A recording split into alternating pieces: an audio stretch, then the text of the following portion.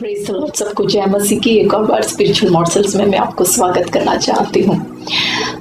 क्षमा कीजिए, इस बार के मॉर्सल्स को रिकॉर्ड करने में थोड़ा लेट हो गई। पिछले बार के मॉर्सल्स रिकॉर्ड करने के बाद मेरे मुंह के अंदर एक छोटा सा सर्जरी हुआ, जिसकी वजह से काफ़ी स्वेलिंग था, काफ़ी दर्द था, मैं ज़्यादा बात नहीं कर सकती थी और अभी भी मुझे दर्द है। ये पूरी लेफ्ट साइड में बहुत ही पेन है, लेकिन हमारा परमेश्वर सब कुछ हमारे भलाई के लिए ही करता है। हालेलुया। यूहन्ना रचित सुसमाचार उसके पहले अध्याय के 32वें आयत में यूहन्ना बपतिस्मा दाता प्रभु यीशु के बारे में इस प्रकार एक गवाही देता है। वो कहता है, मैं पवित्र आत्मा को स्वर्ग से उतरते हुए, कबूतर के रूप में उतरते हुए मैंने देखा। और फिर वो कहता है वो यीशु के ऊपर आके ठहर गया। अब ये जो यूहन्ना बपतिस्मा दाता यहाँ पे जो कहता है वो बहुत ही इंटरेस्टिंग है, बहुत ही बहुमूल्य बात है, क्योंकि तब तक इतिहास में ऐसा कुछ हुआ नहीं था। पुराने नियम में यदि हम देखें तो अनेक बार पवित्र आत्मा लोगों के ऊपर उतर आता है, अनेक अलग अलग लोगों के ऊपर उतर आया है। लोगों को कुछ प्रत्येक काम करवाने के लिए उनके ऊपर उतर आता है, उनको सामर्थ देता है और उनको उस काम उनसे करवाने के बाद पवित्र आत्मा चला जाता है, किसी के ऊपर ठहरता नहीं है। पहली बार इतिहास में एक व्यक्ति के ऊपर पवित्र आत्मा उतर के आने के बाद ठहरता है और वो है हमारा यीशु। और इसीलिए यीशु मसीह एक विजयी सेवकाई उसके इस संसारिक जीवन में वो कर पाता है।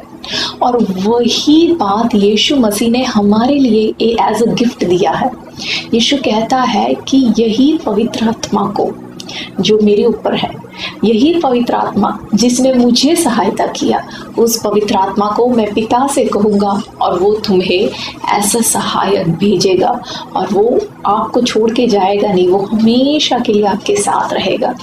कितना एक अहम बात है भाई और बहनों, हमें इस सच्चाई को समझना है कि इतना बड़ा एक ब्लेसिंग जो पुराने नियम में अब्राहम को नहीं मिला, मूसा को नहीं मिला, नूह को नहीं मिला, एलिया को नहीं मिला, एलीशा को नहीं मिला, लेकिन एक ऐसा ब्लेसिंग परमेश्वर ने हम में से हर एक विश्वासी को दिया है, उसके पवित्र आत्मा की उपस्थिति हमेशा हमारे साथ।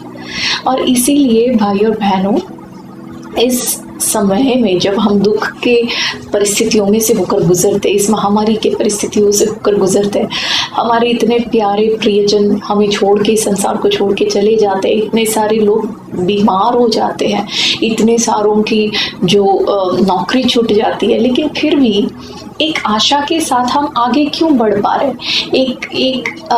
एक हमारे अंदर एक शांति प्रभु कैसे देता है?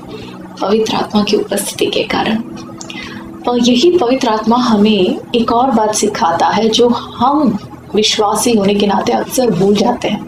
हमें पवित्र आत्मा का सहायता मिलता है, हम खुश होकर आगे बढ़ते हैं, लेकिन हम एक बात हमेशा भूल जाते हैं और वो है जो पौलुस के द्वारा पवित्र आत्मा हमें याद दिलाते हैं इफिसियों की पत्री 4 अध्याय के 30वें आयत में कि परमेश्वर के पवित्र आत्मा को शोकित मत करो।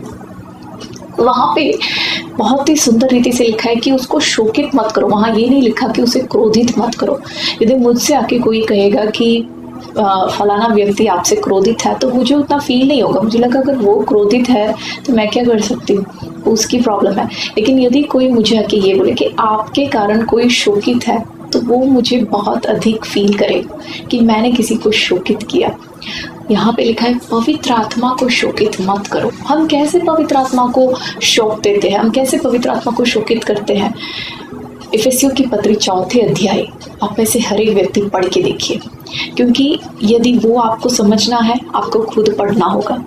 यदि मैं पवित्र आत्मा को कैसे शोकित करती हूँ, वो अगर मुझे समझना है तो मुझे खुद वो अध्याय पढ़ना होगा। जब मैं वो पढ़ूंगी, पवित्र आत्मा मुझे दिखाएगा कि बच्चे तेरे जीवन में ये जो बातें हैं, ये मुझे बहुत शोक दिलाती है, बहुत दुख दिलाती है।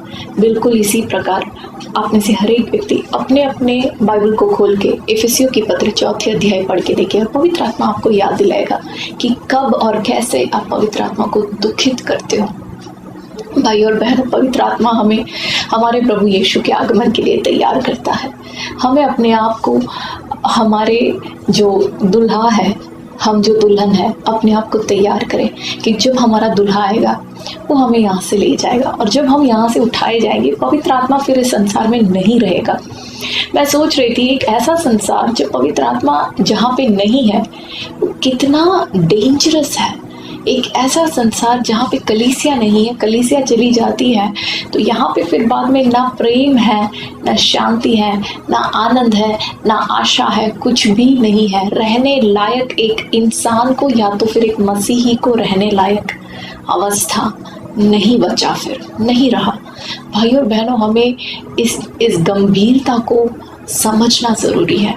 हमारा प्रभु का आगमन बहुत ही निकट है। हमें अपने आप को तैयार करें हमारे दुल्हे को मिलने के लिए, और इस बात को याद रखें हमारे दैनिक जीवन में पवित्र आत्मा को शोकित ना करें। पवित्र आत्मा के लिए, उसकी संगति के लिए धन्यवाद कहते हुए, अपने आप को तैयार करते हुए आने वाले दिनों में हम जिए।